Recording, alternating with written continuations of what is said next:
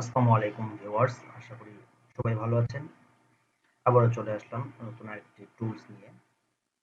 আজকে আমরা দেখব ব্যালেন্ড টুল।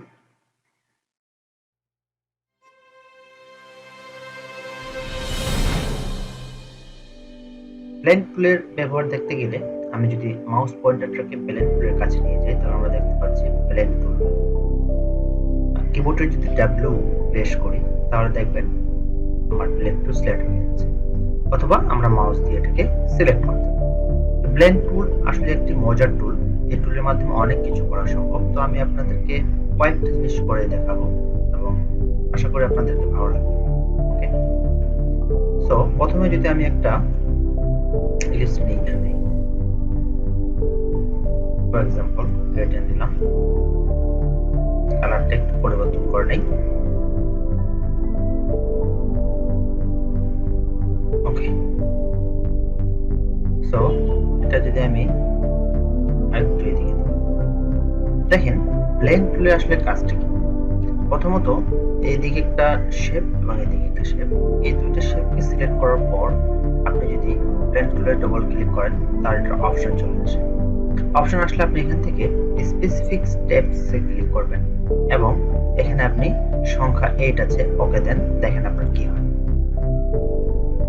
এখন যদি আপনি এখানে ক্লিক করেন আর এখানে ক্লিক করেন তাহলে আপনার 8টা সংখ্যার ভিতরে হয়ে গেছে 1 2 3 4 5 6 7 8।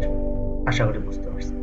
এখন এখানে তো 8টা আছে, আমি যদি আরো বাড়াইতে চাই তাহলে আমি কি করব, অবজেক্টে গিয়ে এখানেও যেতে পারি, ব্যালেন্স টু অপশন এই প্রিভিউ মোডটা অন করে দিয়ে আপনি এখানে সংখ্যা বাড়ান। ফর এক্সাম্পল আমি যদি 100 দেই এবং প্রিভিউ করে দেখি, দেখেন কি দেখাচ্ছে। আপনি চাইলে 100 এর জায়গায় 500 দিতে পারেন। ওকে, দেখেন এখন দেখেন ব্লেন্ড টুল দিয়ে আমার শেপটা কত সুন্দর দেখাচ্ছে। তো এখানে একটা জিনিস আছে, সেটা হচ্ছে কালারটা আমরা করে দিতে পারি। সেই ক্ষেত্রে আমরা অবজেক্টে গেলাম, ব্লেন্ড টুল গিয়ে রিভার্স স্ন্যাপস ফ্রন্ট ব্যাক করে দিতে পারি। দেখেন এই যে কালারটা আপনার চেঞ্জ হয়ে গেছে। এটা আপনি চাইলে সাইজ পরিবর্তন করতে পারেন, ঠিক আছে। চাইলে আপনি আরো অনেক কিছুই করতে পারেন। ওকে, সরি। তো যাই হোক, এখন এটার একটা শেপ আমরা করলাম। এখন যদি আমরা একটা লাইন ক্রিয়েট করি, ফর এক্সাম্পল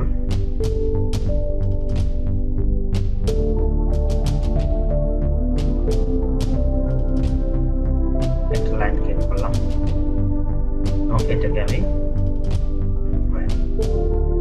এটা একটা লাইন, স্ট্রোক লাইন আমরা দেখতে পাচ্ছি। এখন এই স্ট্রোক লাইনের ভিতরে যদি আমি এই জিনিসটাকে, এই ডিজাইনটা, অর্থাৎ এখানে যে আমার গ্রেডিয়েন্ট যে আমি ক্রিয়েট করলাম এটাকে দিতে চাই, তাহলে আমি এখানে দিতে পারি। কিভাবে, দুইটাকে সিলেক্ট করব, সিলেক্ট করে অবজেক্ট গিয়ে ব্লেন্ড টুলে গিয়ে দেখেন রিপ্লেস স্পাইন, এটা ক্লিক করে দেন, দেখেন আপনার ডিজাইনটা এখানে চলে গেছে এবং দেখতে অনেক ভালো লাগছে। আমি এটাকে কপি করে রাখি করি, তাহলে মনে হয় ভালো। ব্লেন্ড টুল রিপ্লেস স্পাইন, দেখেন শেপটা কত সুন্দর হয়েছে। এভাবে আপনি কি করতে পারেন, আপনি আপনার সংখ্যা লিখতে পারেন। ফর এক্সাম্পল আপনি যদি ডি লিখতে চান, ঠিক আছে, এভাবে লিখতে পারেন।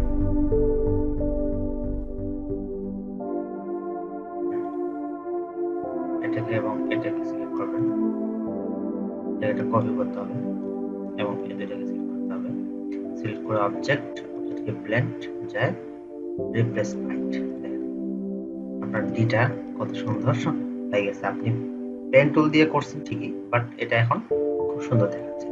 ওকে, আমরা সময় নষ্ট না করি, আমরা আরেকটু দেখার চেষ্টা করি, আরেকটু হালকা দেখা যায় কিনা। আচ্ছা, তো আমরা পেন টুল দিয়ে আরেকটা লাইন, স্ট্রোক লাইন এবং এখানে স্ট্রোক কালার দিই। ওকে, একটা কালার দিলাম।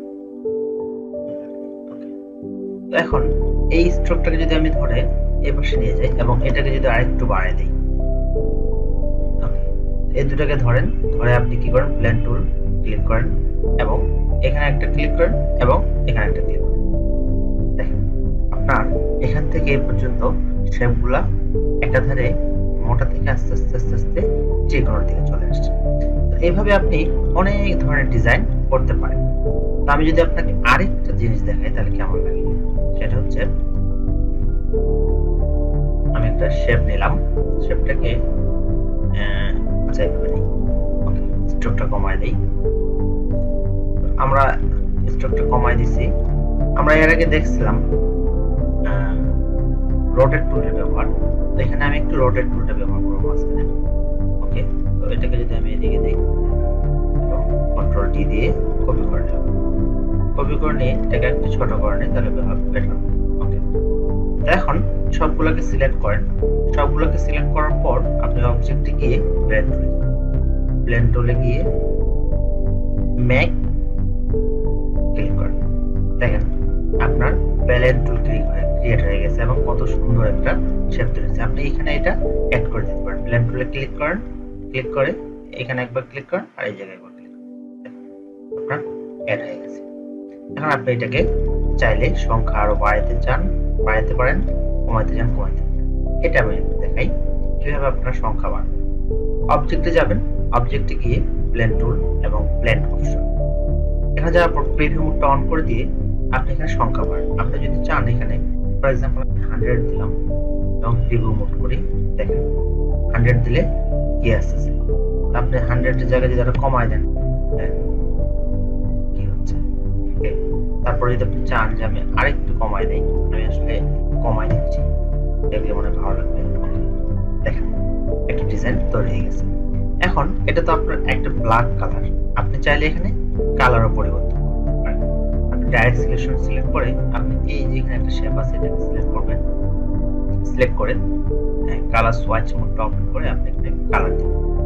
ওকে, আপনি যেটা কালার আপনি যদি পছন্দ করবেন সেটা দিবেন। ঠিক আছে, তারপর যদি আপনার আবার এটাকে সিলেক্ট করেন, ফর এক্সাম্পল এটাকে তো সিলেক্ট, এটাকে করি, এখানে আরেকটা কালার দিই, এটাকে করি, এখানে আরেকটা কালার দিই, এখানে করি, এখানে আরেকটা অন্য কালার দিই। এইভাবে আপনারা কি করতে পারেন, অনেক কালার এখানে দিতে পারেন। এটা থেকে এবার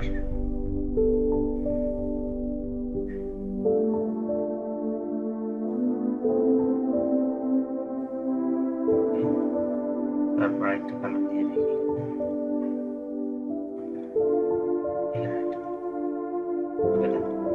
দেখেন আপনার একটা ডিজাইন ক্রিয়েট হয়ে গেছে। ওকে, এইভাবে আপনারা অন্য শেপগুলোকে ব্যবহার করে এক্সপেরিমেন্ট করতে পারেন। ঠিক আছে, আমি আরেকটা দেখাই, আমার দেখাইতে ভালো লাগবে মনে হয় আপনাদের কাছে। ওকে, স্ট্রোক লাইন আমি শেপটা অফ করে দিলাম। তো ফর এক্সাম্পল এটা একটা লাইন, আমি এটাকে ধরে এদিকে ক্লিক করলাম এবং এটাকে রিফ্লেক্ট করে দিই, ট্রান্সফর্মে গিয়ে রিফ্লেক্ট করে দিই। ওকে, তো দেখেন এই দুটাকে সিলেক্ট করেন, ব্লেন্ড টুল ক্লিক করেন এবং এখানে একবার ক্লিক করেন, এখানে একবার ক্লিক করেন, দেখেন কি হয়। দেখছেন এখন এটার সংখ্যা বাড়ে। এটাকে সিলেক্ট করে অবজেক্টে গিয়ে ব্লেন্ড অপশনে চলে যান, গিয়ে প্রিভিউ মোডে যায়, এখানে ফর এক্সাম্পল 100 বেশি হয়ে যাচ্ছে, 50 দিয়ে দিই। দেখেন এটা দিয়ে যদি কালার পরিবর্তন করেন তাহলে আপনারা বুঝতে পারবেন। এটাকে যদি আপনি আরেকটু মোটা করতে চান তাও করতে পারেন। ঠিক আছে,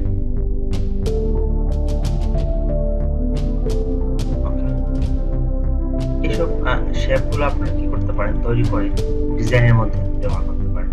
ডিজাইনে কিভাবে ব্যবহার করবেন, অনেকেই হয়তো কনফিউজড যে আমি আসলে কিভাবে এটা ডিজাইনে ব্যবহার করব, রাইট?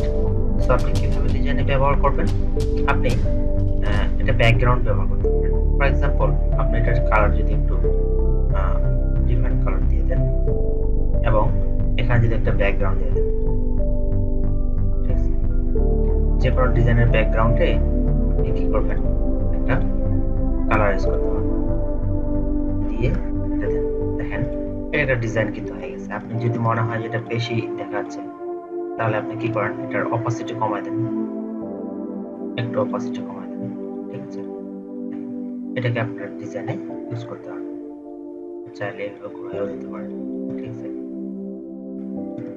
এভাবে আপনারা বিভিন্ন ধরনের শেপ তৈরি করতে পারেন, বিভিন্ন ধরনের ডিজাইন তৈরি করতে পারেন। টুল দিয়ে।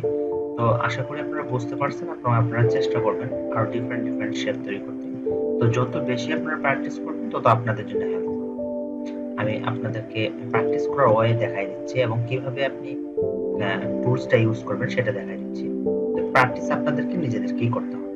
আপনারা যত বেশি প্র্যাকটিস করবেন তত বেশি ক্রিয়েটিভিটি আপনার মাথা থেকে আসবে। ওকে, তো বন্ধুরা ভালো থাকবেন।